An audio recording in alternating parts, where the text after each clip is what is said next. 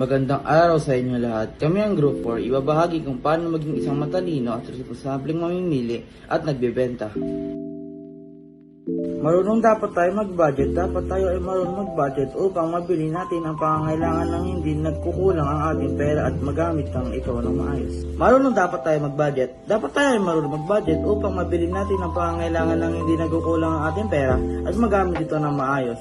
Mapanuri. Suriin na muna ang mga produktong bibilin kung ito ba ay maayos ang paggawa, presyo at sangkap bago natin bilhin. Alamin ang kailangan. Kung tayo ay mamimili, dapat alamin ang pangangailangan dahil ito ay malaking bagay para magamit natin ang tamang pera. Ay hindi masayang sa mga bagay na hindi naman magagamit. Maging tapat. Magbayad tayo ng tama at huwag lokohin ang mga negosyante. Paano nga ba maging isang matalino at responsableng negosyante? Tiyaga. Dapat tayo ay magtiyaga sa mga bagay at huwag kaagad susuko. Talino. Sa pagbebenta, dapat tayo ay matalino. Isipin kung ano gagawin upang makabenta ng marami at mas lumago ang negosyo. Malikhain. Tayo ay dapat maging malikhain sa mga produktong ating ibebenta. Dahil sa panahon ngayon, madaming tao nagiging malikhain at makakabenta ng marami.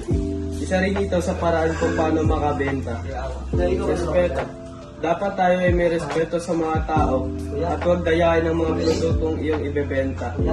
Dahil mawawalan ka ng mga taong bibili sa'yo. Ito ang mga katangian ng isang mamimili at negosyante na makakatulong upang sila ay maging matalino at responsable. Lalo na noong umiira ng COVID-19 sa ating bansa. Lahat tayo ay nahihirapan.